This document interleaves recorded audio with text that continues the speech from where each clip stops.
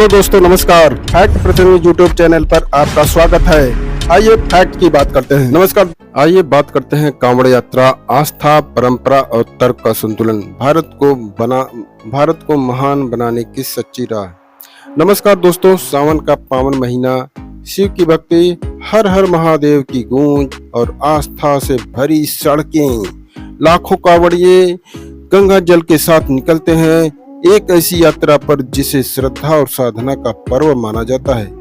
लेकिन क्या आपने कभी रुककर सोचा है, कांवड़ यात्रा की शुरुआत कब और कैसे हुई? क्या इसका कोई वैज्ञानिक या तर्क संगत आधार भी है? और सबसे अहम, क्या हम आस्था और तर्क को साथ लेकर भारत को बेहतर बना सकते हैं? आइए आज इसी पर चर्चा करते हैं, बिना किसी भावना को ठेस पहुंचाए, पूरे सम्मान और विवेक के साथ। कांवड़ यात्रा सिर्फ एक धार्मिक कार्यक्रम नहीं, बल्कि यह एक तपस्या है, एक साधना है। लोग सैकड़ों किलोमीटर पैदल चलकर गंगा जल लाते हैं, मांसाहार और नशे से दूर रहते हैं, मौन व्रत, संयम व्रत का पालन करते हैं। यह सब किसी धर्म ग्रंथ में अनिवार्य नहीं लिखा, लेकिन यह लोक आस्था है जो लोगों को आत्म अनुशासन सिखाती है। भक्ति जब त्याग, संघर्ष, संयम, धैर्य और अनुशासन से जुड़ती है, तब वह शक्ति बन जाती है। अब हम इतिहास की बात करें तो कांवड़ यात्रा से जुड़ी कई कहानियां हैं। जैसे भगवान राम द्वारा शिवलिंग पर जलाभिषेक, जिससे कांवड़ यात्रा की शुरुआत मानी जाती है।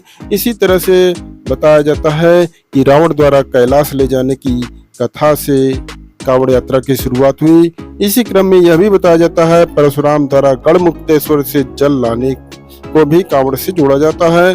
फिर श्रवण कुमार की सेवा भक्ति से भी कांवड़ यात्रा से जोड़ा जाता है। पर इसमें कौन सा सटीक है, कौन ऐतिहासिक है, इसका कोई प्रमाण नहीं है। ऐतिहासिक प्रमाण की कमी है। पर ध्यान दें, हर परंपरा मूल इतिहास से नहीं, लोक मानस से आता है। और लोक मानस वही होता है जो पीढ़ियों से हृदय से चला आ रहा हो। इसलिए इन सब कहानियों को झूठी नहीं, बल्कि सांस्कृतिक प्रतीक कहते हैं, और यही संस्कृति है भारत की। कोई भी परंपरा समाज में तभी टिकती है जब उसमें कुछ न कुछ व्यवहारिक लाभ हो और वैज्ञानिकता से भी जुड़ा हो। विज्ञान भी कहता है, community rituals build emotional resilience, अर्थात सामूहिक परंपराएं, धार्मिक रीति रिवाज लोगों को भावनात्मक ताकत और सहनशीलता और एकता मजबूत बनाती हैं। तो कांवड़ यात्रा से क्या लाभ होता है? इसे शारीरिक स्वास्थ्य बढ़ता है क्योंकि लोग पैदल चलते हैं, मानसिक अनुशासन सीखते हैं क्योंकि संयम, व्रत, धैर्य इत्यादि सीखते हैं, और लोग एक दूसरे से जुड़ते हैं। इस तरह से सामूहिक जुड़ाव और एकता पैदा होती है। अगर इसे दिखावे की जगह अंदरूनी साधना बना दे तो यह एक तरह की आध्यात्मिक फिटनेस है। लेकिन समस्या कहाँ आती है? लेकिन समस्या तब शुरू होती है जब भक्ति अनुशासन छोड़कर उत्पात बन जाती है। कहना नहीं चाहते, किंतु कुछ कांवड़िए सार्वजनिक संपत्ति को नुकसान पहुंचाते हैं, यातायात बाधित करते हैं, डीजे से का शोर मचाते हैं, नशा गांजा तक का सहारा लेते हैं। यह कैसी आस्था है जिसमें विनम्रता के बजाय अहंकार हो? और अगर भक्ति में हिंसा, क्रोध या नशा आ जाए तो वह भक्ति नहीं, अराजकता है।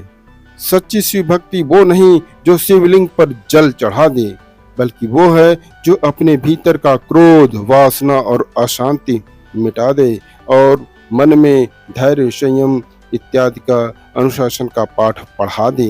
भारत तब महान बनेगा जब हम आस्था और तर्क, परंपरा, विज्ञान दोनों को साथ लेकर चलेंगे।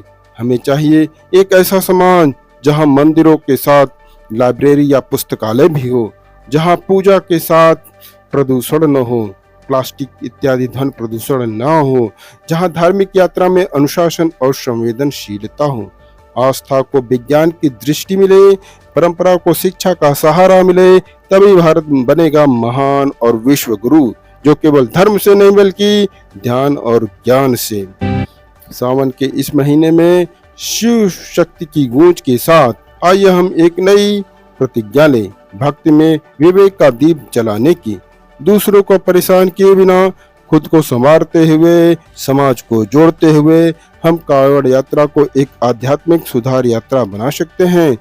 हम बुद्ध के रास्ते पर भी चल सकते हैं, जहां वे तर्क को प्रमुखता देते हैं। इसी के साथ जय भोलेनाथ, हर